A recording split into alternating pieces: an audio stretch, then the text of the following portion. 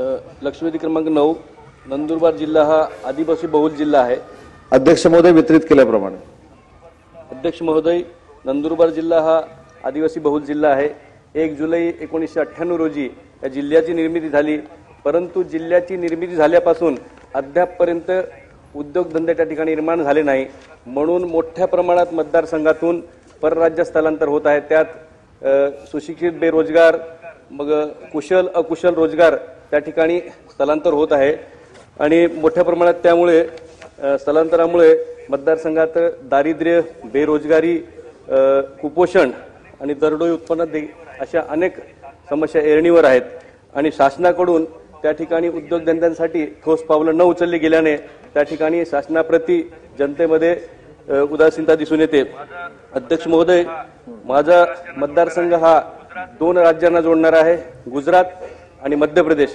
त्या ठिकाणी दळणवळणाची व्यवस्था आहे, सर्वच निकष त्या ठिकाणी लागू आहेत, परंतु अद्यापपर्यंत त्या ठिकाणी उद्योगधंदे निर्माण झाले नाही। माझ्या मतदारसंघात मोठ्या प्रमाणात बागायती शेती आहे साहेब। त्या ठिकाणी केळी, पपई, आमसूल, मिरची, सोयाबीन, हरभरा हे पिकं मोठ्या प्रमाणात घेतली जातात, परंतु त्या ठिकाणी प्रोसेसिंग युनिट नसल्याने त्या ठिकाणी अद्यापपर्यंत विकास झालेला नाही। तर त्या ठिकाणी प्रोसेसिंग युनिटला देखील मोठ्या प्रमाणात वाव आहे। माझी आपल्या माध्यमातून अध्यक्ष महोदयांना विनंती आहे की त्या ठिकाणी शहादा तालुक्यात MIDC स्थापन करावी। मी माननीय मंत्री महोदयांना त्या ठिकाणी कलेक्टर आणि उद्योजक आणि प्रशासनाची बैठक लावायचं पत्र देखील दिलेलं आहे। माननीय मंत्री महोदयांनी मला उत्तरामध्ये त्या ठिकाणी मान्य केलेलं आहे की बैठक लावू, पण बैठक लावून घेतलेलं असं उत्तरामध्ये आहे, तर बैठक अद्याप लावलेली नाही। ती बैठक त्या ठिकाणी उद्या लावून घ्यावी। आम्ही कलेक्टर त्या ठिकाणी कलेक्टर असतील, RO असतील, जिल्ह्याचे जे काही अधिकारी असतील, आपण स्पेसिफिक सांगा ते लगेच उत्तर देतील, तर ती बैठक लावून घ्यावी। आणि त्याच्यामध्ये उत्तरामध्ये माननीय मंत्री महोदयांनी मान्य केलेलं आहे की एकूण जिल्ह्यामधले 66% कुटुंब हे परराज्यात स्थलांतर होतात, त्याच्यापैकी 53% हे केवळ माझ्या शहादा मतदारसंघातले आहे, म्हणून त्या ठिकाणी गुजरातमध्ये स्थलांतर होतात, म्हणून त्या ठिकाणी MIDC होणं आवश्यक आहे। त्या ठिकाणी साधन सामुग्री मोठ्या प्रमाणात आहे, पाण्याची व्यवस्था मोठ्या प्रमाणात आहे। 2 MIDC जिल्ह्यामध्ये आहेत, एक नंदुरबारला आहे, परंतु त्या ठिकाणी पाण्याची व्यवस्था नाही, त्या ठिकाणी पाणी तापवून आणण्याची परिस्थिती आहे। त्या ठिकाणी उद्योजक जायला उदासीन आहे आणि नवापूर येथे आहे ते मिनी MIDC आहे, त्या ठिकाणी लांब आहे, त्या ठिकाणी मोठ्या प्रमाणात स्थलांतर नाही।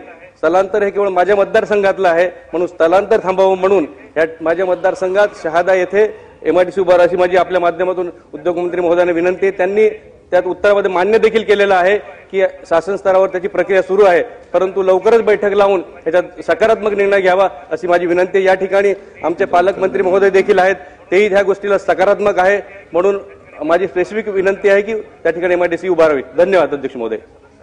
अध्यक्ष महोदय, सन्मान्य सदस्यांनी नंदुरबार जिल्ह्यातल्या MIDCच्या संदर्भात या ठिकाणी लक्षवेधी मांडलेली आहे।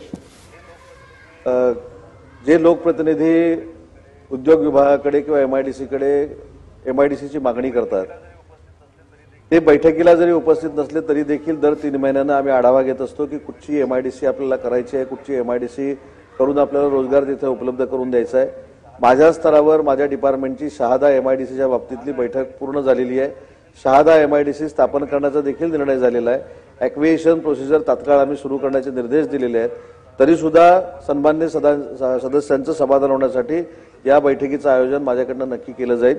परंतु योगेशजी आता जे इथं आहेत, योगेशजी मला आनंद वाटतो सांगायला की सुरतच्या बाउंड्रीवर ही सगळी गावं वसलेली आहेत आणि आता सुरतला जाण्याचा ओघ जो होता तो थोडाफार कमी करण्यामध्ये आम्ही यशस्वी झालोय। सुरतचे टेक्सटाईलचे प्रकल्प हे आता नंदुरबारमध्ये येत आहेत आणि त्या 1000 कोटीच्या प्रकल्पाचं मी स्वतः जाऊन तिथं भूमिपूजन करून आलोय।